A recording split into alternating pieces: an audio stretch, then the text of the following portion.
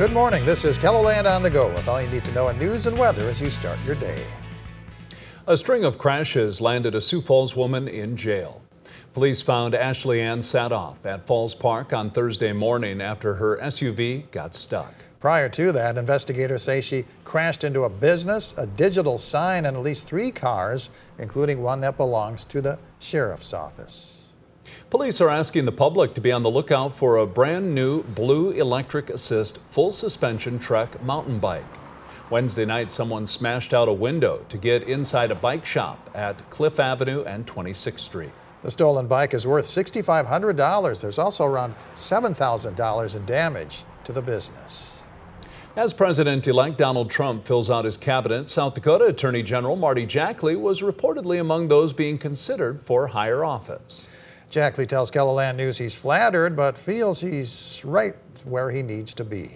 Right now, I would say it's nice to be thought of for other positions, but for me, the best role that I have other than being a dad is serving as South Dakota's Attorney General, getting to be that strong voice for public safety across South Dakota. I enjoy being the Attorney General. I want to stay right here. Jackley has been meeting with other attorneys general at Mar-a-Lago. He's part of a transition team looking at changes to the U.S. Department of Justice under President-elect Trump. Now let's head over to the KELOLAND Live Doppler Storm Center for a check of this morning's weather. Good morning, Brian. All right. Good morning, Perry. Good morning, everybody. Weather today looking to scour out some of the fog this morning, and temperatures are returning back into the 50s today. Our forecast 56 for Sioux Falls, southeast wind 5 to 15, mid and upper 50s for Aberdeen and Watertown. Also the same story for Pierre and Rapid City. That's a quick look at weather. We'll talk more about the weekend and, yes, a discussion about the chance of rain and snow for next week, all coming up. Thank you, Brian. The Sioux Falls School District has started looking for Superintendent Jane Stavum's replacement, and they're asking the community for their input. The district recently released a survey for parents, staff, and community members to weigh in on what qualities they'd like to see in the new superintendent. The survey will be up until November 25th. The district will start looking for candidates in the new year. Stavum is set to leave at the end of June. You'll find the link to the survey and hear from the school board president in a KELOLAND.com original by Gracie Terrell on our website right now.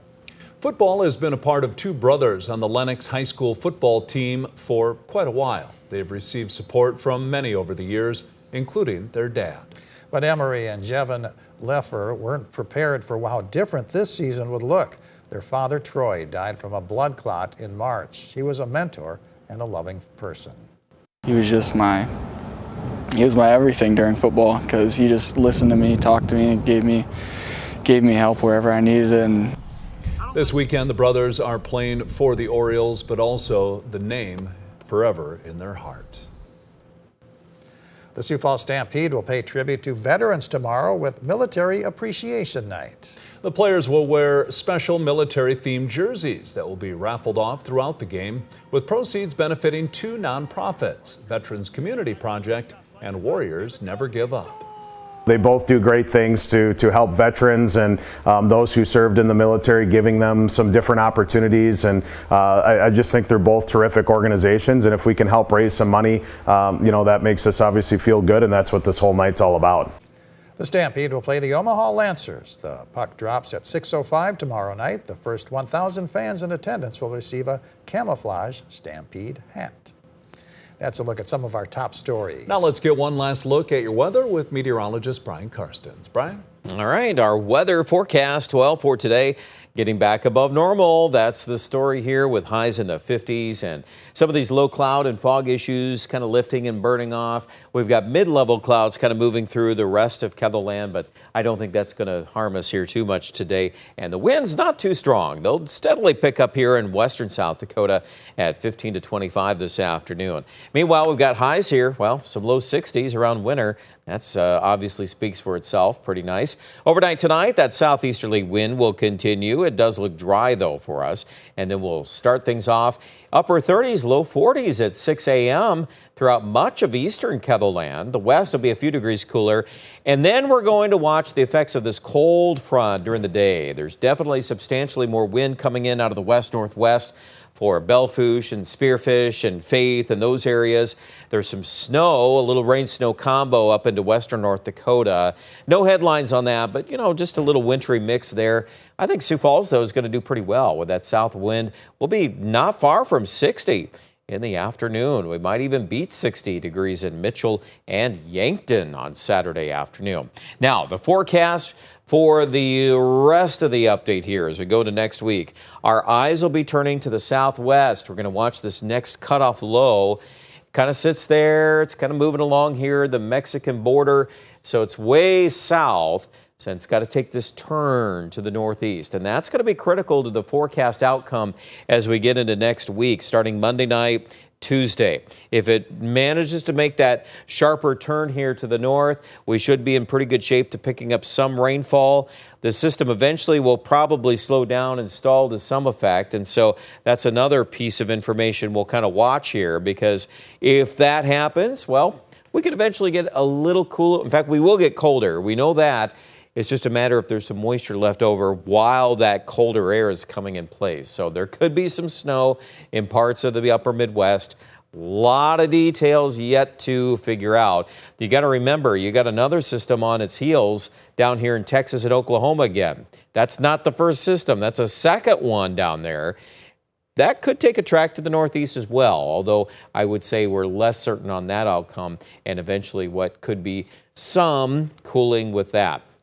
Okay, let's pause here too. We've got a chance of some snow next week. Not 100%. It's basically enough here to keep our interest going. So I kind of termed it yesterday as kind of a coin flip here. 50-50, give or take a little bit when you look at those numbers. If you want to hedge your bets into North Dakota, they are a little higher that direction. That's an assumption there of some colder air that eventually entrains into the backside of that low pressure area. So take in today, it looks like a nice one. 50s for highs, mid and upper 50s across the board. You're looking at Sioux Falls 7-day forecast with a 30% chance of rain by late Monday.